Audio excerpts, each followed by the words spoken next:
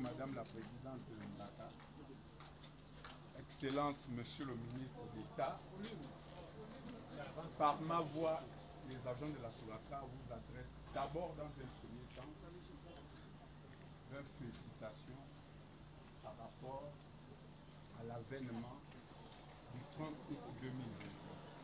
Parce que nous savons que notre pays, le Gabon, était dans un gouffre et vous et vos complices, vous vous êtes levés au secours du peuple gabonais. Vous et votre frère d'âme, merci, nos frères d'âme, voilà. Vous et vos frères d'âme, vous vous êtes levés au secours du peuple gabonais. C'est une situation qui a adhéré l'assentiment du peuple gabonais dans son intégralité. Félicitations déjà pour ça.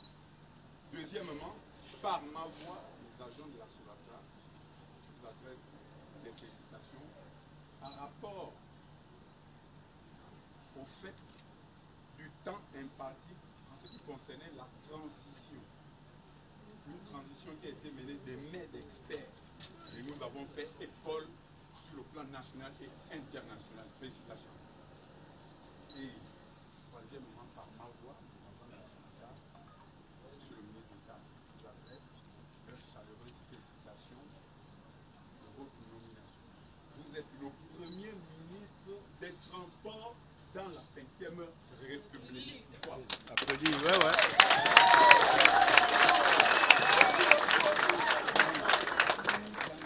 Donc, ceci pour vous dire, Excellence, ministre d'État, la SOLACA, pas mal, c'est pas besoin de répéter. Nous avons reçu des messages. Mais monsieur le ministre d'État, j'ouvre une parenthèse que je vais reprendre. Je viens d'être affecté de manière disciplinaire au réseau parce que on veut m'empêcher d'être ici présent en cet instant présent. Je suis ici parce que les agents représentent le peuple et la voix du peuple, c'est la voix de Dieu. C'est la voix de Dieu. On ne peut rien faire. Je n'ai pas besoin de dire. La direction générale maltraite les agents en complicité avec les partenaires sociaux. C'est un régime qui maltraite son peuple en complicité avec les juges.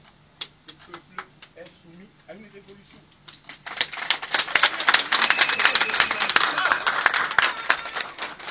Aujourd'hui, l'occasion nous est donnée pour nous exprimer. Nous avons des points que nous avons énumérés. Je vais commencer par le cas de la CNSS, les retraités. Comment comprendre à la SOLACA, quelqu'un va aller en retraite, il est notifié, c'est vrai, il travaille le préavis. Et le jour J, la société lui dit non, on va t'appeler. Au niveau de la CNSS, rien n'est versé, même le solde de tout compte, il n'a rien. 1 an, 2 ans, 3 ans, il y en a qui meurent, mais les parents ne viennent jamais prendre cet argent. Cet argent va où? Dans nos bulletins de salaire, il y a des prélèvements de la CNSS, mais ça va où? Ça va où? Et nous proposons ceci. Parce que c'est bien beau de critiquer, mais il faut proposer. Nous demandons à la direction générale d'assumer ses responsabilités. Si vous n'avez pas les accompagnements de quelqu'un qui va en retraite, vous le gardez. En attendant d'y remédier à la situation. On ne va pas envoyer. Parce que les experts en la matière nous apprennent que la pension est un salaire de remplacement. On vous suspend, on interrompt le salaire parce que vous n'êtes plus en exercice, on le remplace par la pension. Vous n'avez pas votre salaire parce que vous n'êtes plus en exercice, vous n'avez pas votre pension, vous vivez comment? Nous pensons que les plus hautes autorités, vous en faites partie, ne réfléchissent pas comme ça. Ça, c'est le devoir de notre direction générale. Cette direction, à ce niveau, nous montre qu'elle n'est pas à la hauteur. Parce que même les explications de manière verbale, rien n'est cohérent. Si on le dit, est-ce que ça veut dire qu'on insulte quelqu'un? Non. Parce que depuis 3-4 jours, on nous dit pas d'injures, pas d'invectives, pas de ceci. Depuis qu'on parle ici, on a dû insulter quelqu'un. Non. Et moi, nous fait mal, parce que quand on le dit, ça veut dire que les agents sur la trace sont mal polis. Non, on ne peut pas vous dire la vérité. Moi-même, un dispositif a été mis en place pour que je ne sois pas ici aujourd'hui. Mais pourquoi on veut occulter la vérité? Pourquoi on veut fermer sur ce qui est? Donc, ça c'est ce qui est du cas de la CNSS des retraités. Nous avons des camarades qui nous ont précédés il y a 2-3 ans, ils viennent ici tous les jours. Tous les jours, si un bus écrase quelqu'un, là on va expliquer quoi à ses parents. Maintenant, nous avons un second plan. Le plan des carrières. Elle est où? 15 ans, 16 ans, 20 ans de boîte. 15 ans. La catégorie ne bouge pas. La catégorie ne bouge pas. Ma grande sœur, elle est en 3e catégorie. 16 ans et 3 mois. Et le calcul qui a été fait avec son salaire de base, quand elle va en retraite, par trimestre, elle perçoit 30 000.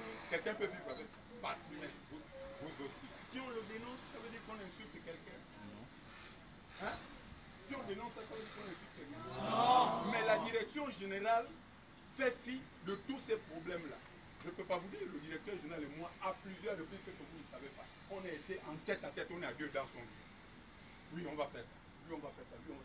Les agents Sogatra mettent même leurs moyens, leurs véhicules personnels à contribution pour mettre cette société. Nous avons la location corps. Vous savez que c'est moi qui vais lancer corps tous les jours 4 heures. Mais c'est des agents, des conducteurs qui mettent leurs véhicules. Si, allez voir le directeur, monsieur le directeur, il faut faire quelque chose pour les gens qui se battent pour la société. On va voir 10 000 parce que le carburant, machin, rien à rien. Je dis aux gars, calmez-vous. Les gars disent non, non, non, tu as déjà signé un truc avec lui, tu manges et tout. C'est pour vous dire, monsieur le ministre d'État, en ce qui concerne le plan de carrière, tout est à refaire, à revoir. Si tu ne connais personne en haut, tu ne peux pas monter. En complicité avec les partenaires sociaux. Les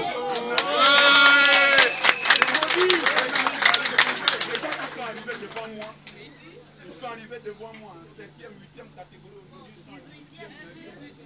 Il paraît que c'est du syndicalisme. Mais moi je suis syndicaliste, moi qui me parle. Ma présidente, c'est celle qui m'a introduit ici. Mais je suis syndicaliste, mais j'ai toujours dit, on ne s'enrichit pas sur le dos des autres. Les enfants d'autrui. La sueur, c'est le sang. Mon père m'a toujours dit, fait à son âme. Et Sonaba ne s'enrichit pas sur le dos des enfants d'autrui. Parce que demain, quand ton enfant va subir un choc, tu vas dire, oh Seigneur, qu'est-ce que j'ai fait? Mais tu oublies que dans 15-20 ans, tu as maltraité les enfants d'autrui. Aujourd'hui, nous le disons, nous le dénonçons. Pourquoi dénoncer? On va dire que non, X est contre Y, Y est contre Z. Non, non, non, on n'en veut plus. On n'en veut plus, monsieur le ministre. Et nous avons encore un point saillant. Ça? Monsieur le ministre, du budget, en passant par le trésor public, et on arrive à la direction générale de la Sogatra, qui réellement torture et torpille les agents de la Sogatra. Le salaire ne vient jamais. Il ne vient jamais, parce que quand on a déjà dépassé l'heure, il n'est plus arrivé. Ouais. Tu es obligé d'aller engranger d'autres dettes, et quand le salaire arrive, tu es asphyxié. À la Sogatra, on ne vit pas, mais on survit. Donc là, on se bat pour nos conditions de survie. Le directeur général vous donne une information. Les minutes qui suivent, il affiche un papier qui est en totale contradiction avec ce qu'il a dit. Le dire, est-ce que ça veut dire qu'on est sur? Si on dit ça, est-ce que ça veut dire qu'on est sur? Avant le 12 avril, le jour du scrutin, tout le monde le sait,